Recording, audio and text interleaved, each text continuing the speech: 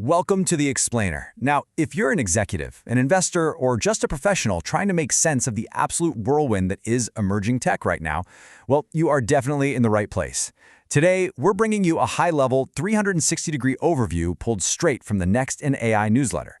We're going to distill the absolute most impactful news, the latest research, and the hard data from across the AI landscape. We're talking everything from these massive macroeconomic market trends right down to the micro level of highly specialized agentic applications.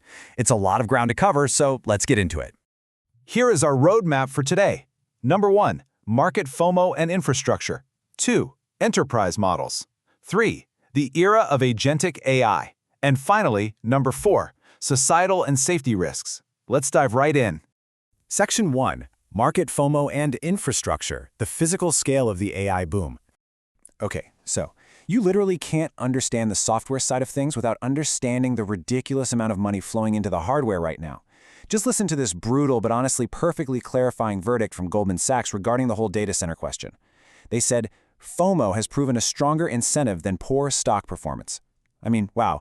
Despite broader market anxieties, these frontier firms are absolutely terrified of missing the boat. That fear is literally an overpowering engine right now, just shoving capital into AI completely regardless of any short-term stock market turbulence. And to really ground that abstract financial enthusiasm into concrete physical reality, consider this absolutely staggering number, 5 gigawatts.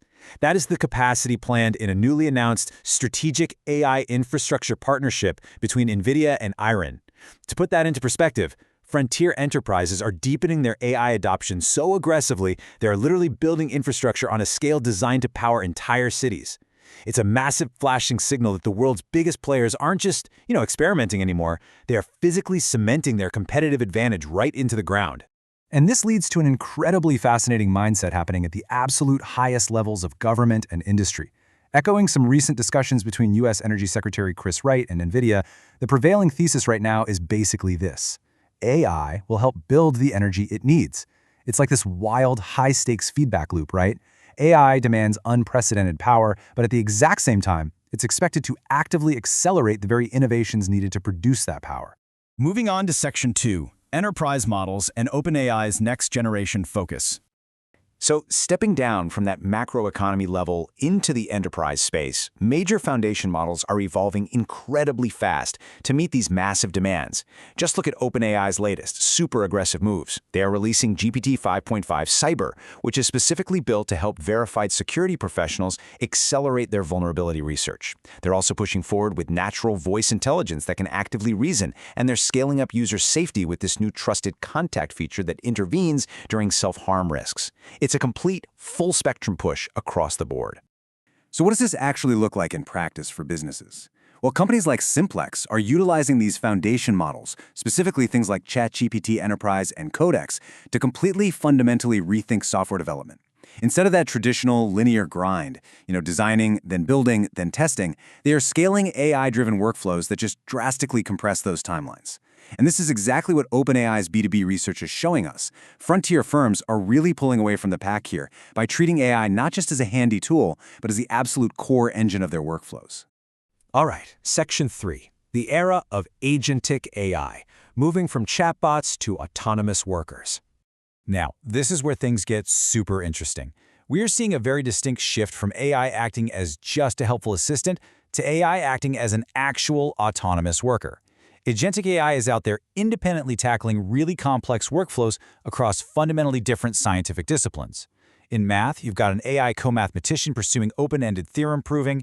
In physics, an AI CFD scientist is autonomously validating complex physical simulations, like fluid dynamics, without needing a human to hold its hand at every step.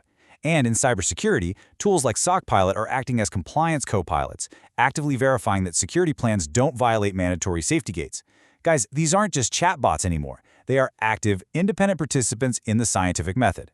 And we're seeing the immediate commercialization of these workflows pop up through fast-moving startups right now. Take Codhow, for example. It literally injects your team's undocumented, tribal knowledge into an AI agent before it even starts writing code. Then you have Cuckoo, which acts as a local-first second brain, so it organizes and edits your personal files directly on your own machine. And markup? That lets you visually draw on a web page, send that brief to an AI, and the AI just autonomously executes the edits. The barrier to actually deploying these autonomous workers is dropping to near zero right before our eyes. Which brings us to Section 4, Societal and Safety Risks, the Global Impact of AI. Because as that barrier to entry for AI drops, the potential for big, systemic issues absolutely skyrockets. Which brings us to a fascinating piece of research regarding a somewhat hidden vulnerability in our shared reliance on large language models. We all know AI makes individuals faster, right? But what happens to the collective? It really begs the question, is AI actually hurting our overall ability to innovate? And the crucial point here is something researchers are calling idea diversity collapse.